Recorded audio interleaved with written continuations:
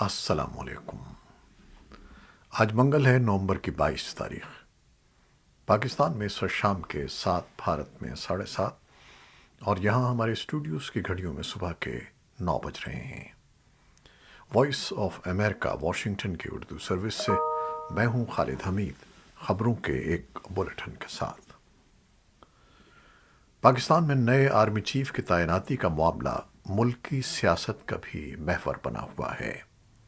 ایک جانب پاکستان تحریک انصاف کے سربراہ عمران خان اس معاملے پر حکومت پر دباؤ بڑھا رہے ہیں، تو وہیں حکومت کا اصرار ہے کہ اس معاملے کو آئین اور قانون کے دائرے میں رہتے ہوئے پائے تکمیل تک پہنچایا جائے۔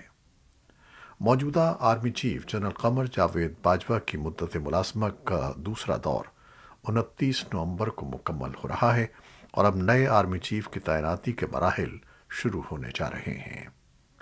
ماہرین کے مطابق اس تقرری کے لیے موجودہ طریقہ کار پر عمل درآمد اب تک ہو جانا چاہیے، لیکن حکومت کے مطابق اب تک سمری موصول نہیں ہوئی، جس کی وجہ سے وزیر اعظم نے وزارت دفاع کے ذریعے GHQ کو خط لکھا ہے، جس میں ترقی کے اہل افسران کی فہرست اور ان کے پروفائل مانگے گئے ہیں۔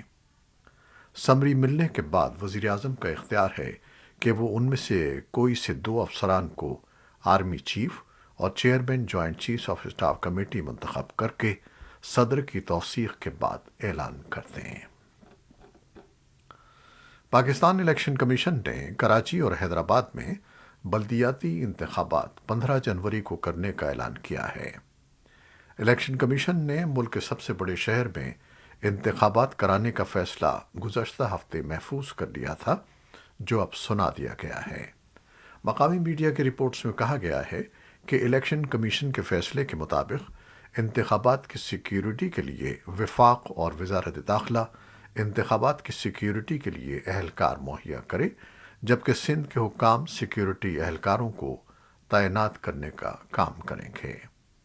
جماعت اسلامی اور تحریک انصاف نے الیکشن کمیشن سے درخواست کی تھی کہ بلدیاتی انتخابات کا شیڈیول جاری کیا جائے۔ میڈیا رپورٹس کے مطابق چیف الیکشن کمشنر سکندر سلطان راجہ نے محفوظ فیصلہ سناتے ہوئے اعلان کیا کہ کراچی میں بلدیاتی انتخابات 15 جنوری سن 2023 کو ہوں گے۔ پاکستان اور افغانستان کے درمیان سرحدی گزرگاہ خرلاچی میں منگل کی سپہر شروع ہونے والے مذاکرات بغیر کسی پیش رفت کے ختم ہو گئے ہیں۔ یہ مذاکرات پاکستان کے بنگش اور افغانستان کے جاجی اقوام کے درمیان زمینی تنازع کے حل کے لیے ہو رہے تھے۔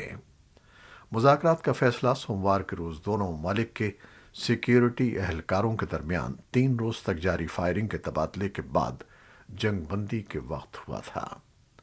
ضلع کرم کے ڈپٹی کمشنر واصل خان خٹک دیگر اہم انتظامی اور سیکیورٹی عہدیداروں سمیت سرحدی گزرگاہ خرلاچی میں موجود رہے اور مذاکرات کی نگرانی کرتے رہے۔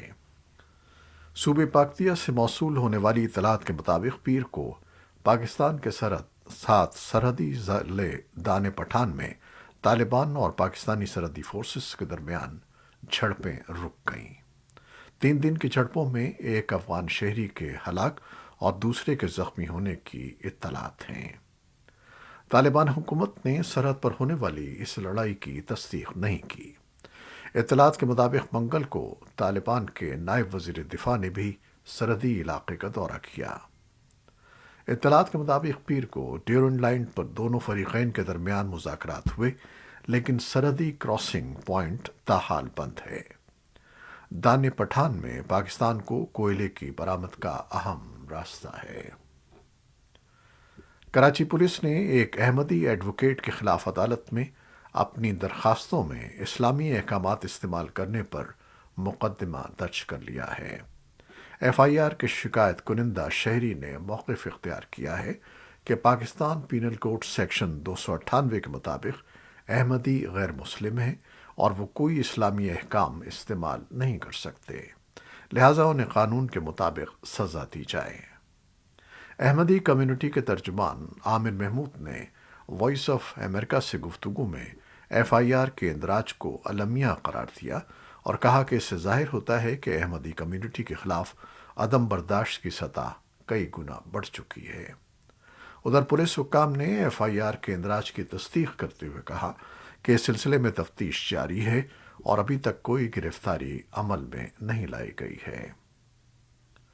افغانستان میں امریکی ناظم الامور کیرن ڈیکر نے خواتین کے حقوق کے علمبردار کارکنوں کی گرفتاری پر رد عمل کا اظہار کرتے ہوئے کہا ہے کہ طالبان کی جانب سے منمانی حراستیں افغانستان میں استحکام کے لیے نقصان دہ ہیں۔ کیرن ڈیکر نے اقوام متحدہ کے خصوصی نمائندے رچرڈ بینٹ کے رد عمل میں اپنے ٹویٹر پیغام میں کہا کہ خواتین کے اپنے حقوق کے بارے میں بات کرنے سے افغانستان کو خطرہ نہیں ہے، لیکن بلا جواز حراستیں استحکام کو نقصان پہنچاتی ہیں اور یقینی طور پر پرامن نہیں ہیں۔ وہ ظریفہ یعقوبی اور ان کے ساتھیوں کی رہائی کے مطالبے میں دوسروں کے ساتھ شامل ہیں۔ امریکی نائب صدر کاملا ہیرس منگل کو بحیرہ جنوبی چین کے کنارے واقع مغربی فلپائن کے ایک جزیرے پلوان پہنچیں، جہاں انہوں نے غیر قانونی ماہی گیری کا مقابلہ کرنے، سمندری نگرانی اور بچاؤ کی کوششوں میں مدد کے لیے فلپائن کے سمندری قانون نافذ کرنے والے اداروں کے لیے $7.5 ملین کی اضافی امداد کا اعلان کیا۔ امریکی اور چینی حکام نے بتایا ہے کہ امریکہ اور چین کے دفاعی سربراہوں نے کیمبوڈیا میں ایک علاقائی اجلاس کے موقع پر آج منگل کو بات چیت کی تاکہ کشیدہ دو طرفہ تعلقات اور علاقائی اور عالمی سلامتی کے مسائل پر تبادلہ خیال کیا جا سکے۔ امریکی وزیر دفاع لائٹ جے آسٹن اور چین کے قومی دفاع کے وزیر جنرل وی فینگے کے درمیان 6 ماہ میں یہ دوسری براہ راست ملاقات ہے۔ امریکی صدر جو بائیڈن اور چینی صدر شی جن پنگ کے درمیان انڈونیشیا میں ہونے والی ملاقات کے صرف ایک ہفتے بعد یہ ملاقات ہو رہی ہے۔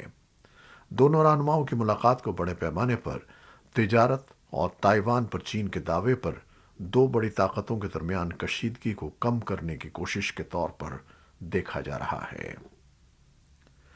یوکرین کی سیکیورٹی سروس نے منگل کو کہا کہ اس نے کیف میں ایک تاریخی آرتھوڈاکس خانقاہ پر چھاپا مارا ہے تاکہ مشتبہ روسی خصوصی سروسز کی تخریبی سرگرمیوں کا مقابلہ کیا جا سکے۔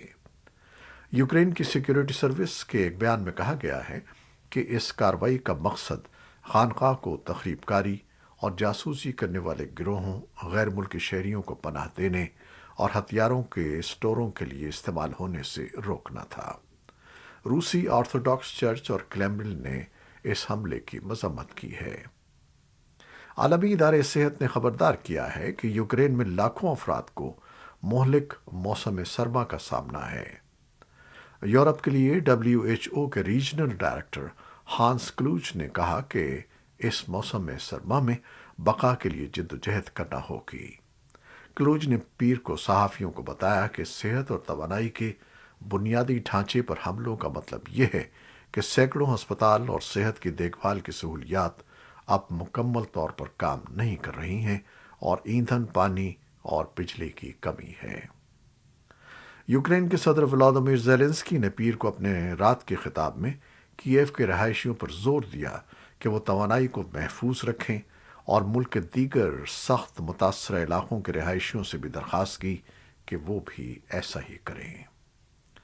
نیٹو کے سیکرٹری جنرل اسٹالٹن برگ نے نیٹو کے ارکان سے کہا ہے کہ وہ یوکرین کی فوجی حمایت میں اضافہ کریں تاکہ ملک کے لیے یورپ میں ایک خود مختار جمہوری ملک کے لیے بہترین نتائج کو یقینی بنایا جا سکے۔ اسٹالٹن برگ نے پیر کو نیٹو کی پارلیمانی اسمبلی کے اجلاس سے خطاب کرتے ہوئے کہا کہ ہمیں یہ سمجھنے کی ضرورت ہے کہ ممکنہ طور پر یہ جنگ کسی نہ کسی مرحلے پر مذاکرات کے ذریعے ختم ہوگی، لیکن ہم یہ بھی جانتے ہیں کہ ان مذاکرات کا نتیجہ مکمل طور پر میدان جنگ کی طاقت پر منحصر ہے۔ اسٹالٹن برگ نے پیر کو میڈرڈ میں نیٹو کی پارلیمانی اجلاس کو بتایا کہ اتحاد کو یوکرین کے دفاع میں مزید سرمایہ کاری کرنی چاہیے۔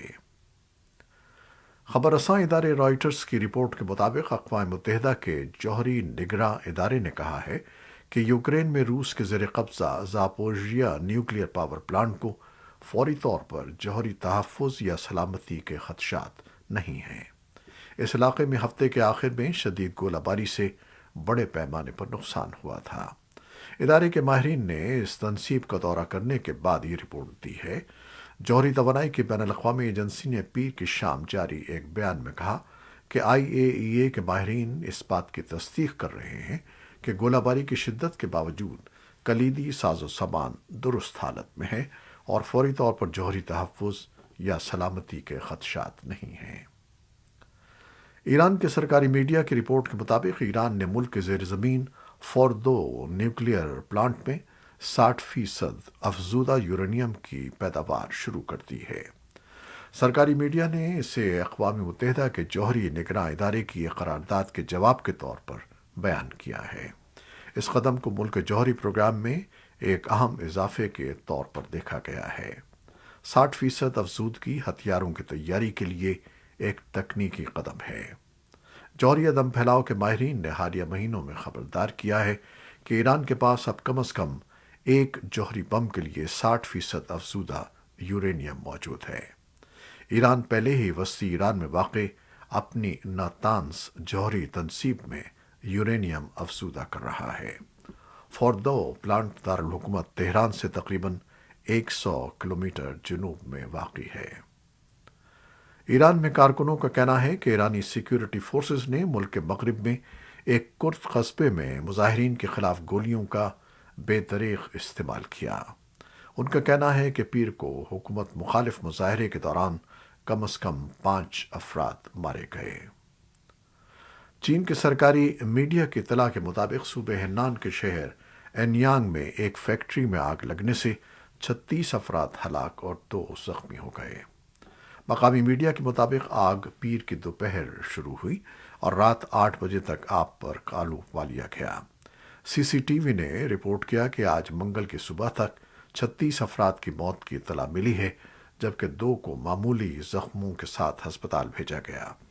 رپورٹ کے مطابق 2 افراد لاپتہ ہیں۔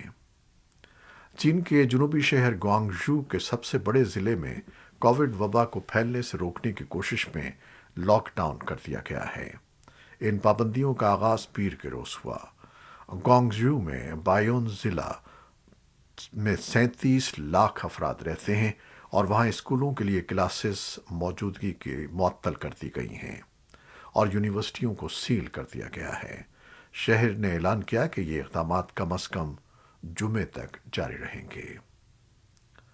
فیفا ورلڈ کپ سن 2022 کا پہلا اپ سیٹ اس وقت سامنے آیا جب سعودی عرب نے گروپ سی کے پہلے میچ میں 2 بار کی عالمی چیمپئن ارجنٹائن کو شکست دے کر سب کو حیران کر دیا۔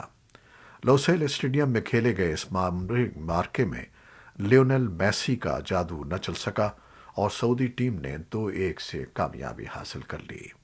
اس میچ میں ایک طرف عالمی رینکنگ میں نمبر 3 پر موجود ارجنٹائن فٹ بال ٹیم تھی تو دوسری طرف 51ویں نمبر پر موجود سعودی عرب۔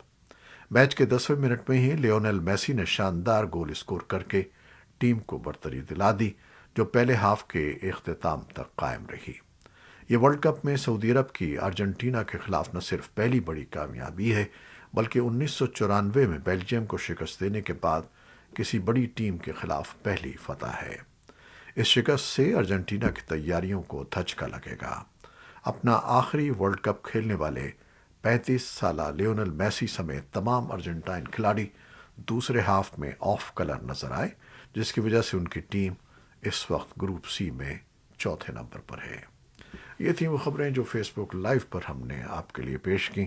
ہماری ویب سائٹ، یوٹیوب اور پوڈ کاسٹ پر یہ بلیٹن آپ کے لیے پوسٹ کر دیا جاتا ہے۔ آپ ہمارے بلیٹن کو شیئر کرتے ہیں اور اپنے کمنٹس میں اپنی محبتوں اور دعاؤں کا اظہار کرتے ہیں، جس کے لیے ہم آپ کے بے حد ممنون ہیں۔ اپنی ان کاوشوں کو جاری رکھیے گا۔ نیوز ایڈیٹر بہجت جیلانی کے ساتھ خالد حمید کو اب اجازت دیجیے گا۔ اللہ حافظ۔